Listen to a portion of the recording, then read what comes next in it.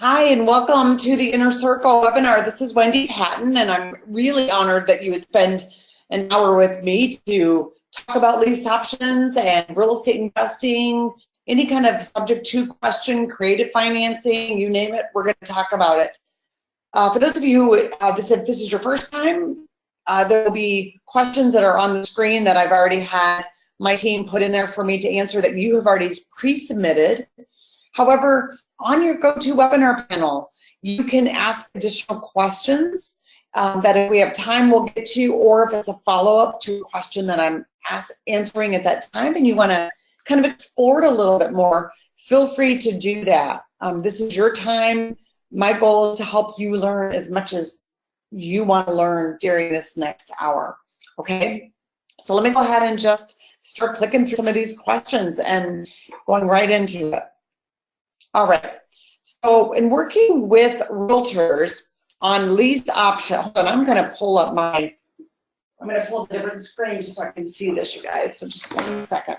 So in working with realtors on a lease option, do you use their standard state P&S agreement or do you use your own agreements? P&S is what they would call purchase and sale agreement. So that's what they're asking. Well, the only time that you use a real estate agent's contracts are when you use a real estate agent. And if you're buying through a real estate agent, they're probably going to have to use they're probably going to have to use their purchase and sale agreement. They're not going to be able to use yours. Now, is it legal to use yours? It depends on the state, and it depends on the brokerage if they'll even allow it. Now, when you use your own purchase and sell agreements or when you're buying by owner or you're selling by owner, you're always going to use those. All right, let's go to the next question. What are the pros and cons of, let's see what this, I'm sorry, I've got to actually pull this slide all the way up in the other box here. Sorry about that. What are the pros and cons of being a realtor in doing lease option deals? Well, I think the pros and cons are the same whether you're doing a lease option, a subject to, a fix and flip, or any kind of investing. It really has nothing to do with the technique. It has to do with, is it a benefit to you or not to be a real estate agent? And I would say the benefits are by far stronger than any kind of issue that you might run across. And by the way, where's everyone from? Go ahead and type your information in the question box. And just tell me where you're from, your name and where you're from. That will kind of help me see who's on the call. All right, so the pros and cons, though, some of the biggest pros about being a licensed real estate agent is that you get part of the commission if you are working with other real estate agents and the property's listed, or you can save part of the commission if you're listing the property for sale on the MLS. Being a real estate agent has never hurt me with working with sellers. As a matter of fact, most of the time, if I say, by the way, I am a licensed agent, but I'm not looking to list your property, many times the seller will say to me something like, gosh, I'm so glad you're licensed, then you know what you're doing. That's awesome. Okay, so we've got Lonnie from Parma, Michigan. I don't know exactly where that is, but that's cool. Tom from Nebraska.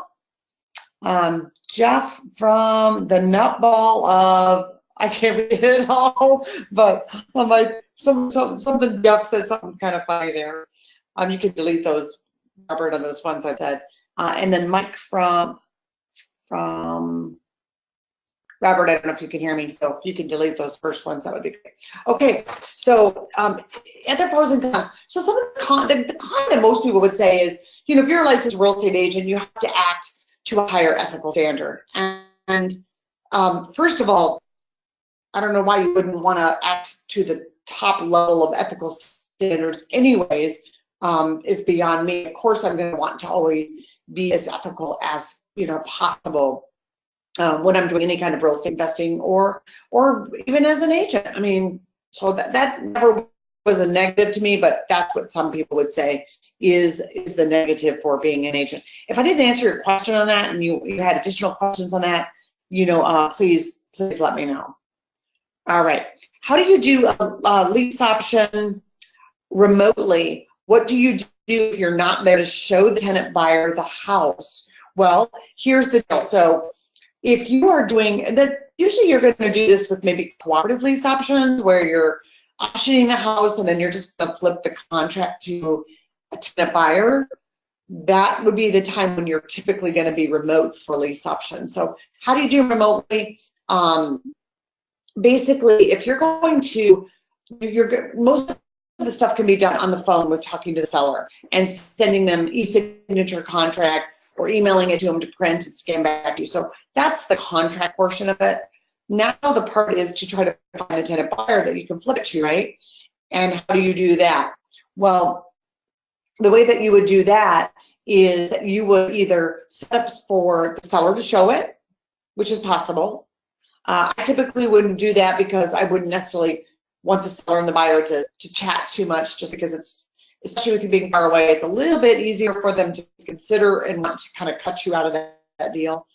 The other thing is I might hire a real estate agent to go show the property and meet people over there and pay them a fee per time or a fee if they lease option it and get the person to buy. You might split something with them, maybe you give them 10, 20, 25% of that option fee that you're going to be getting, and they can do all those showings for you. Or you could just pay them, you know, like I said, flat fee. Now, when you pay a realtor, I don't mean you pay the real estate agent, Joe Blow, you pay Joe Blow's brokerage. So you write the check directly